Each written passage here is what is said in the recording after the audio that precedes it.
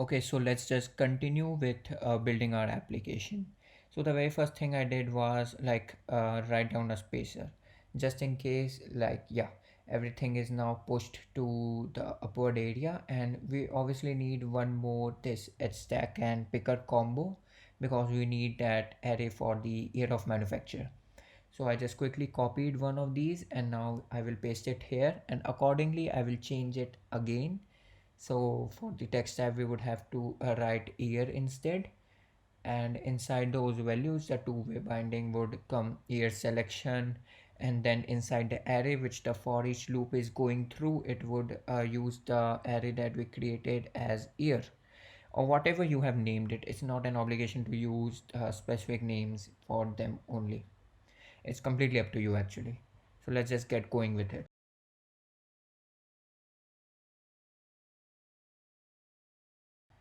Now that we have done this much, we need to like create another edge stack, and this time I'm not trying to like copy the entire thing out, because obviously this edge stack would be used for the mileage property, and in the mileage we are not going to use any picker, we are going to use a step. I think it's not called a stepper after all, it's called a slider.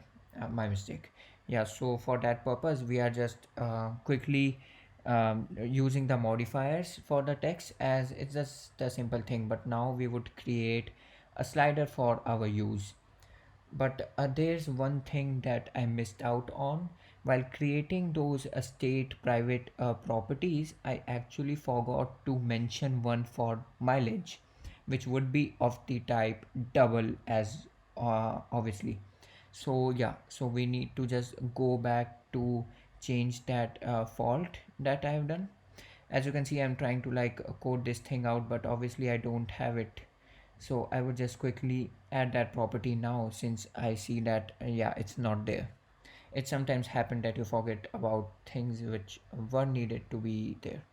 So obviously I'm just copying this thing out, and I would quickly just change it into mileage, and we will give it a type double, since if we just wrote it equal to 0, or we can write like 0.0 point 0 as well, that would also indicate that it's a property of the type double.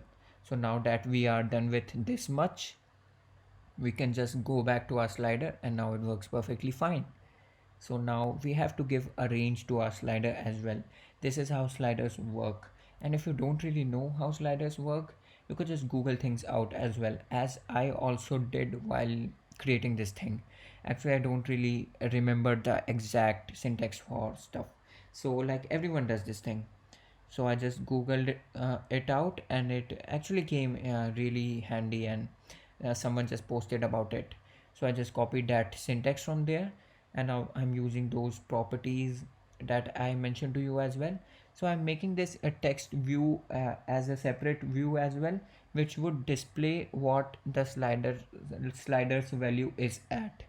And I'm making sure that I'm not using two-way binding here, and it's just mileage, not with a dollar sign. Since the text view won't change anything, it's just there to like sit there and show what miles we have selected inside our mileage slider. So it's quite simple, and we are just giving it some simple properties, basically like what should be its color, then there would be a font weight and font style, so just to match the whole theme of the application that we have been building till now.